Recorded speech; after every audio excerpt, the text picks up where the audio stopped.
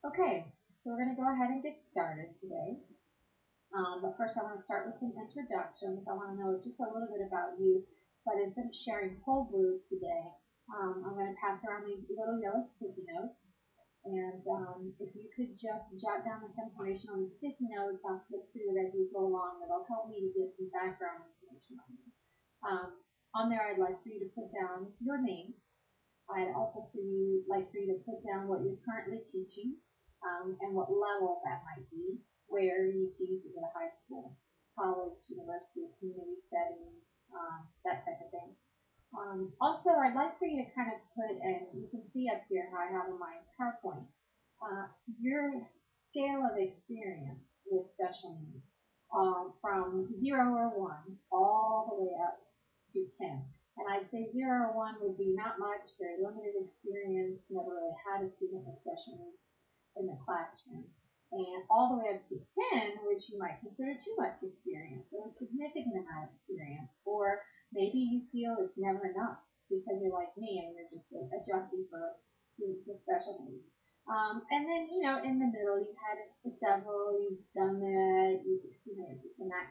So again, from 0 or 1 all the way up to 10, if you can just tell me what your experience is, that would really help me to get some background information and share some more specific examples with you.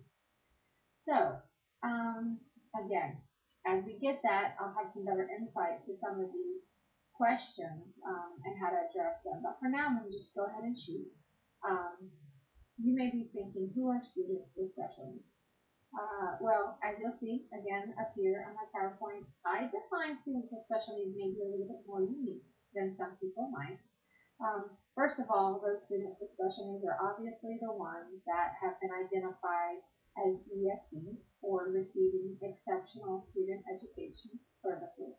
There are students that have IEPs, individualized educational plans, and or programs, they're called those things, or a Section 504 plan, which is a little bit different than an IEP plan, but also provides services to students that have educational labels, and that leads me to the next definition, students that have educational labels. And this might sound like alphabet soup as we go through it a little bit today, but students that have educational labels may be identified as EH or LD or SLD. Back in the days, we used to call them HI students, but now the appropriate term is deaf or hard of hearing students.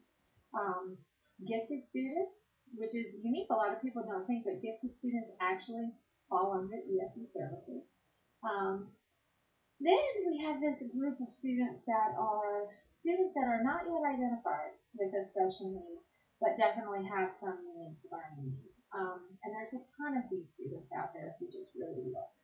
Um, Students that overall have some kind of cognitive, behavioral, physical, or sensory impairment. Any of those would be identified as a student with special needs. And really, as you'll see in my final definition, this is pretty much how I approach education. I think each and every student that I have ever interacted with has some kind of unique special needs.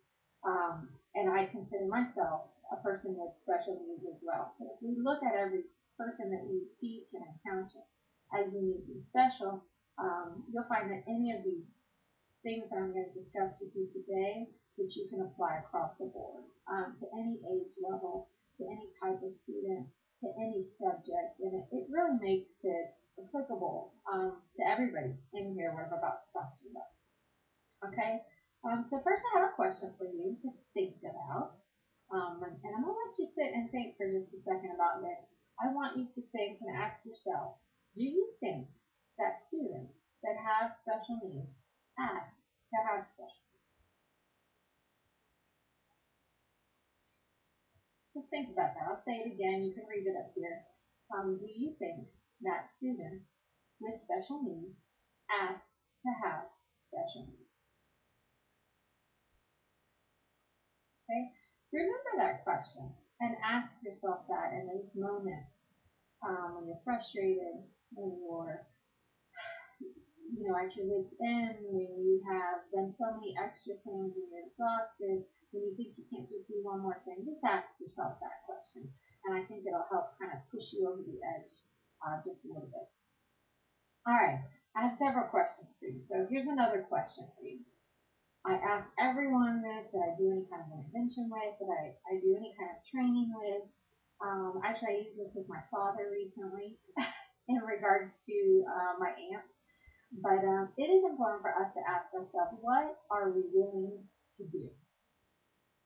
Simple question. What are you willing to do? Regardless of what you learned today, regardless of what you walk out of here with, you really have to ask yourself, what are you willing to do in your classroom? Because that pretty much determines what kind of interventions and what kind of changes that you'll put in place. That alone will do that.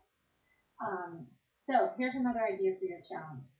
Approach every student that you teach as if they were your own child.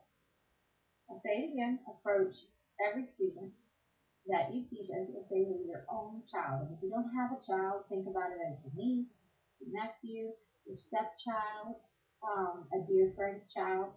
But if you approach every child as if they were your own child and what you would want them to get, what you would want them to learn, how you would want them to be treated, respected, it will really change the way that you approach students. And the last one on this, and this is one of my favorites, is just for something for you to think about. When I taught in Georgia, my principal there had one simple sentence that he said over and over and over again at every faculty meeting we ever had. And that is, everybody is somebody's baby. It doesn't matter if they're a teacher, if they're a custodian, if they're an office clerical person, if they're a coach, it doesn't matter. Everybody's somebody's baby, and you need to remember the truth.